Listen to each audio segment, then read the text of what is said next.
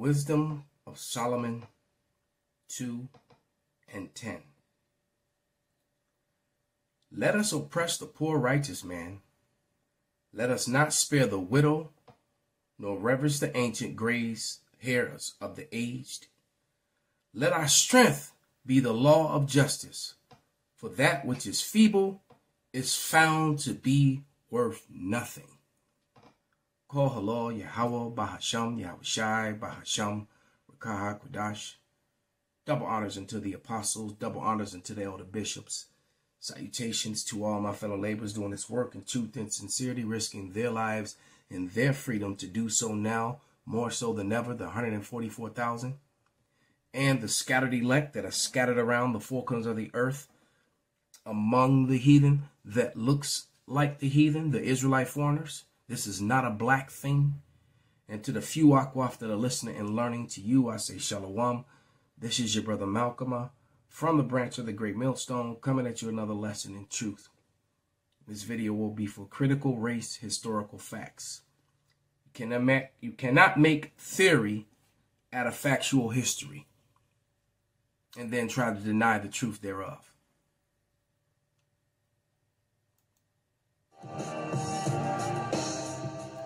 Hamas has said that it doesn't have 40 Israeli hostages who are being requested as part of a temporary ceasefire deal that's being hammered out. They say they don't have enough hostages to meet the criteria for release. Now, this admission does raise questions about how many hostages they do have on from October 7th still being held. Israel says that it's 129 hostages yet to be released. Meanwhile, President Biden came down hard on Israel in his sit-down interview with Univision last night. Let's watch. I think what he's doing is a mistake.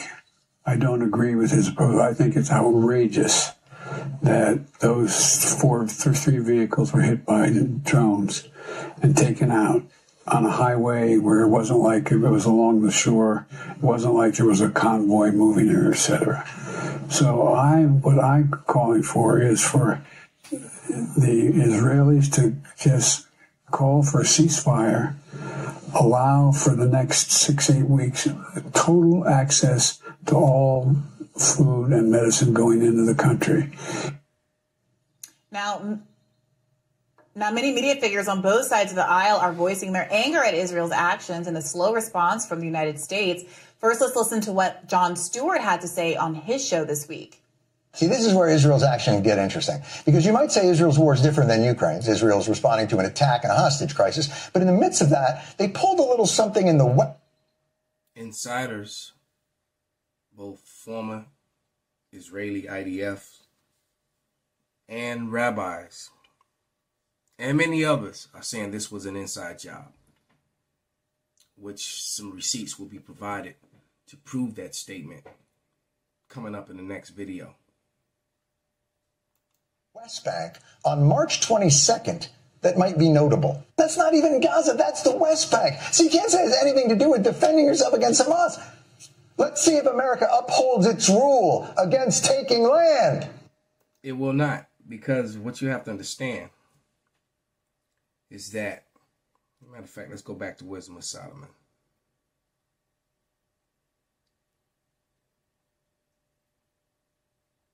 Wisdom of Solomon 2 and 1.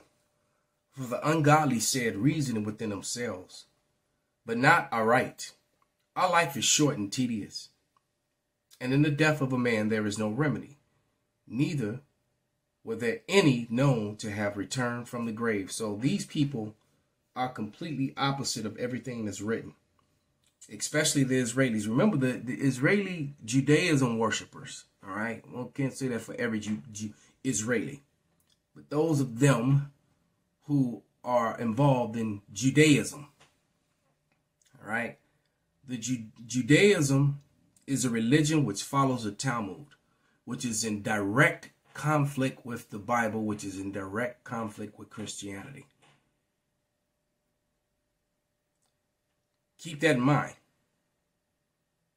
All right? The Talmud is against who they call Jesus, is against Christianity 100%. And they're all about themselves, which is why they have you Americans bankrolling them, Look, the state of Israel is a big welfare state. That's a colonizing welfare state that commits genocide when it feels like it, and Americans are paying for it. That is the brutal truth. That is not anti any damn thing. No anti-semantics here. All right, because they love to throw that word around whenever you point out any facts that shine a light on them in a way that they don't want to be seen. All right. It says, I'm jump down to verse 6. Come on, therefore, let us enjoy the good things that are present, and let us speedily use the creatures like as in youth. Let us fill ourselves with costly wine and ointments, and let no foul flower of the spring pass us by. Let us crown ourselves with rosebuds before they be withered.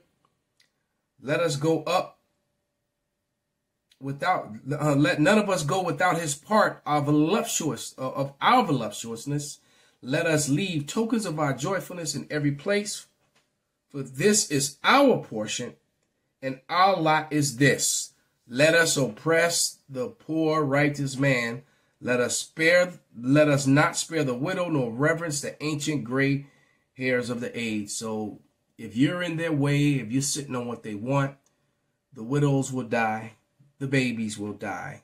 The ancient gray-haired will die. And then when they die and they're unarmed and they're not combatants, they'll say, well, we're doing an investigation. He's referring there to, of course, an unprecedentedly large land grab in the West Bank, which is a clear violation of international law. Here's a little bit more from Jon Stewart. Why do we tiptoe around on eggshells? They slap America in the face, and our response is, well, if anyone slapped us in the face, it'd be concerning, that's for sure. I mean, raising a hand to a delicate body part of the face, if true, the verbal gymnastics that the American government must undertake so as not to offend the delicate sensibilities of a country we provide most of the weapons for is... All right, and making some strange bedfellows, Tucker Carlson also weighed in on the conflict as well, critical of the United States' position. Let's take a listen. And you may be asking yourself, well, wait a second. If Christian leaders won't stand up for the lives of Christians, why have them in the first place? And that's probably a good question. So you would think that in Congress, where there are many self-professed Christians, somebody might be piping up on behalf of their brethren in the Holy Land, but no. Their brethren. Remember, Christianity is in direct conflict to Judaism. So what brethren are they talking about? What they're talking about is the fact that they're all Edomites. They're Edom. That's what it comes down to. And Amalek is the head house of that. And that happens to be the Israelis. And Tucker Carlson is just a regular, normal Edomite from the house of Edom. So he has to support Edom. He understands that Amalek has been put in a position that's over him. All right. And if you're an Edomite and you don't get down with Amalek, all right, then you're going to just have to lay down with the rest of them. That's the way they roll. That's what's happening. That's what's going on. So this guy, with this notion as if America's this good Christian nation and Christians should stand up. Well, let's let him speak. Just the opposite, in fact. For example, at a town hall event last month, Michigan Congressman Tim Walberg, a former evangelical pastor, said he would like to see the region treated like Hiroshima was treated. Watch this. We shouldn't be spending a dime on humanitarian aid. I agree. It should be like Nagasaki and Hiroshima. Wow. To be clear, as a theological matter, Christianity is not the religion of Hiroshima and Nagasaki. It's the religion among all world religions that uniquely abhors mass killing. That is a goddamn lie. Christianity became the leader of the Western world, the whole modern world, through rape, rob, slaughter, murder, land grab, land theft, and forced conversions. The complete, total opposite of everything that Tucker Carlson just said. All right. Ecclesiasticus, or the book of Sirach 10 and 8. Because of unrighteous dealings and injuries and riches got by deceit, the kingdom is translated from one people to another. Unrighteous dealings, murder, rape, war, robbery, disease. Over 500 million natives were exterminated out of North America. God only knows how many in South America. Over 100 million so-called Negro slaves perished just on a trip over to the Americas in that 400 plus year period. They wiped out the island of Tasmania. How do you think they got Australia? They took over the part of Asia that you call Europe. All right. Vladimir Putin provided you the receipts and the evidence that it was not white people ruling there after the fall of Rome. All right. These people were not the royalty. They became the new royalty. Let's change gears here. All right. I haven't watched this video. This is just a short of my man, Cootie Merrill. You know, we agree on some things, disagree on others, but we completely agree on who the Khazars are. And the world knows, and the Khazars themselves knows. They just want to deny it, even though the evidence is overwhelming exactly who they are.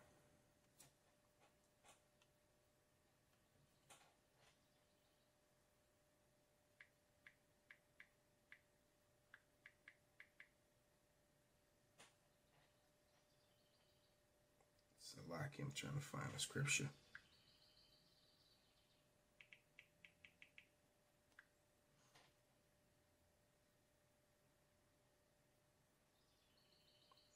In fact, I'll let this play while I look for it. Wake up, Americans. You're about to be pulled into a war with Arabs, with the Muslim world. Well, that made that easy.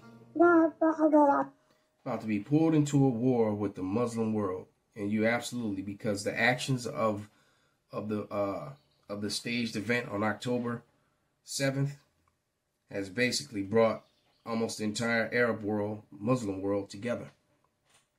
All right, because you got Muslims that are not Arabs, and they almost brought the whole, like them Chechens, and supposedly 2 Chechens were surveilling a army colonel's home, and he ended up shooting and killing one of them right here in America. And those Chechens walk right across the border because of the failed policy of your current president and his administration. All right. So you're not safe here at home with this, you know, Khazar rule over you. What am I looking for? Oh, yeah.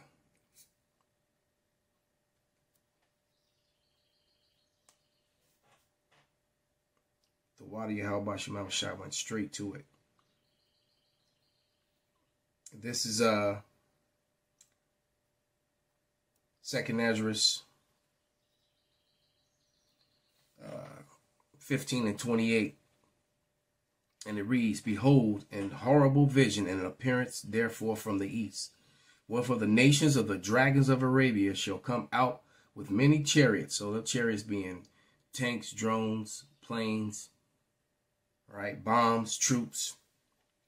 "And the multitude of them shall be carried as the wind upon the earth, that all they which hear them may fear and terrible and tremble.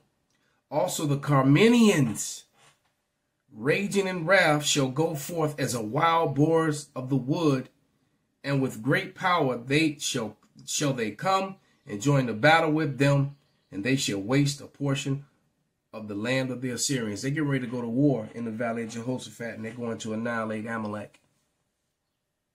It's prophecy. And the JOOs are the least of the flock that's drawing everyone into this. All right. The Carmenians happen to be the modern day Iranians. They're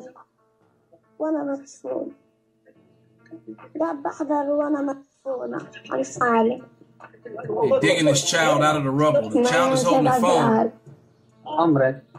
That's that child right there.